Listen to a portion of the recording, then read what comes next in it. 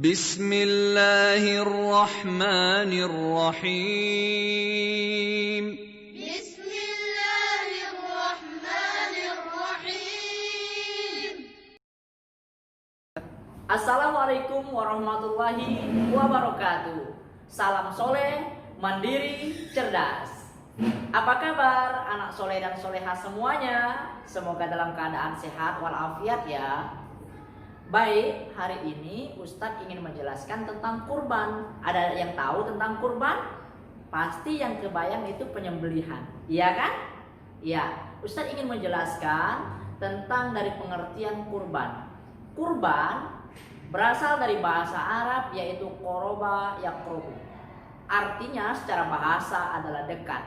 Secara istilah, kurban adalah mendekatkan diri kepada Allah Subhanahu wa Ta'ala. Nah, mungkin anak soleh dan soleha bertanya, kok bisa ya Ustadz mendekatkan diri kepada Allah dengan menyembelihkan seekor hewan? Nah, itu ngomong-ngomong tentang sejarah kurban ini, kita kembali kepada nafaktilah sejarah Nabi Ibrahim alaihissalam. Pernah mendengar Nabi Ibrahim alaihissalam? Sejarah kurban ini dimulai pada masa Nabi Ibrahim alaihissalam. Nabi Ibrahim alaihissalam pada satu malam bermimpi bahwa Allah Subhanahu wa Ta'ala memerintahkannya untuk menyembelihkan salah seorang dari anaknya yang bernama Ismail alaihissalam. Nabi Ibrahim mendapatkan mimpi ini, tidak langsung melaksanakannya. Kemudian pada malam berikutnya ternyata Nabi Ibrahim bermimpi lagi bahwa Allah Subhanahu wa Ta'ala memerintahkannya untuk menyembelihkan anaknya yang bernama Ismail alaihissalam. Ternyata belum juga dilakukan oleh Nabi Ibrahim. Kemudian pada malam berikutnya Nabi Ibrahim alaihissalam juga bermimpi persis mimpi yang sama. Kemudian Nabi Ibrahim menemui anaknya, menyampaikan tentang mimpinya. Nabi Ibrahim sangat menyayangi Ismail alaihissalam.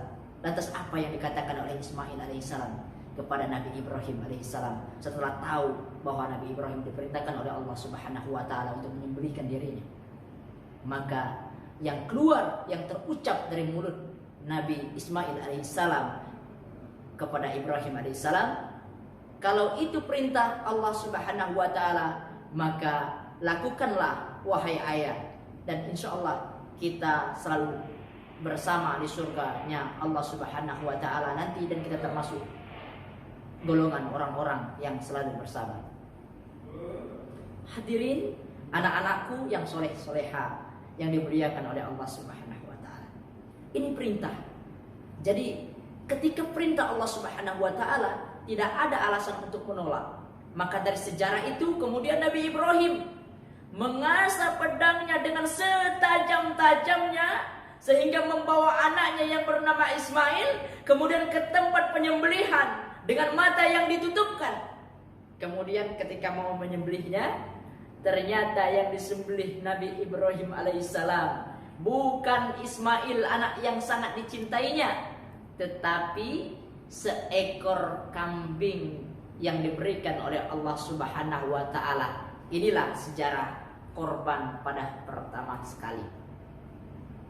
Anak-anakku yang berbahagia, mengenai tentang kurban ini, setelah penyembelihan digantikan oleh Allah Subhanahu wa Ta'ala dengan kambing, kemudian turun ayat Allah Subhanahu wa Ta'ala, fasholli li rabbika wanhar, dalam surah Al-Kautsar, maka sholatlah kalian dan sembelihlah kurban. Dalam tafsiran Ibnu Katsir, ayat ini ditafsirkan bahwa sholat yang diperintahkan oleh Allah Subhanahu wa Ta'ala yaitu sholat fardu dan sholat sunnah. Kemudian menyembelihkan kurban hanya untuk Allah Subhanahu wa Ta'ala. Daging yang kita sembelih, daging hewan yang kita sembelih ataupun darahnya tidaklah dapat mencapai keridhaan Allah Subhanahu wa Ta'ala kecuali keimanan kita, niat kita, keikhlasan kita kepada Allah Subhanahu wa Ta'ala yang akan diterima oleh Allah Subhanahu wa Ta'ala. Hal ini sesuai dengan firman Allah Subhanahu wa Ta'ala yang berbunyi, la yanalallaha luhumuha. Allah Subhanahu wa Ta'ala tidak menerima apa? Menerima daging wala dima'uha. Allah juga tidak melihat pada darah yang kita sembelih, hewan yang kita sembelih.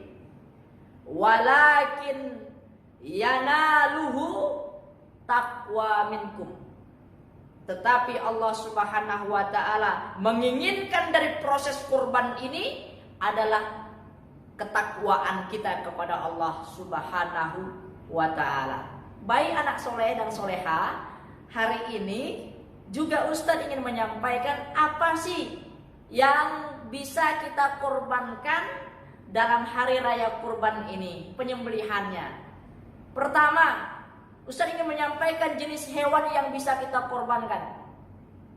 Adalah hewan ternak yang berkaki 4. Ya, hewan ternak yang berkaki 4. Seperti apa? Sapi, domba, kemudian kambing, onta. Itu semuanya bisa kita gunakan untuk berkorban.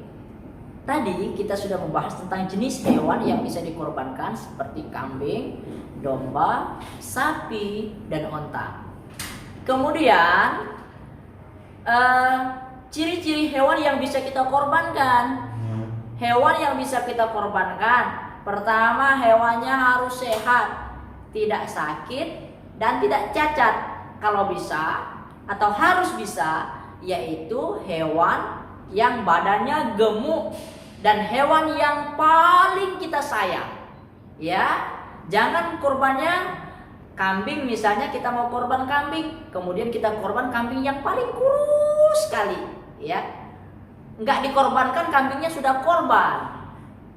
Makanya kita diperintahkan, disunahkan untuk mencari kambing yang badannya gemuk atau sapi yang besar, kemudian onta yang besar juga, yang sehat.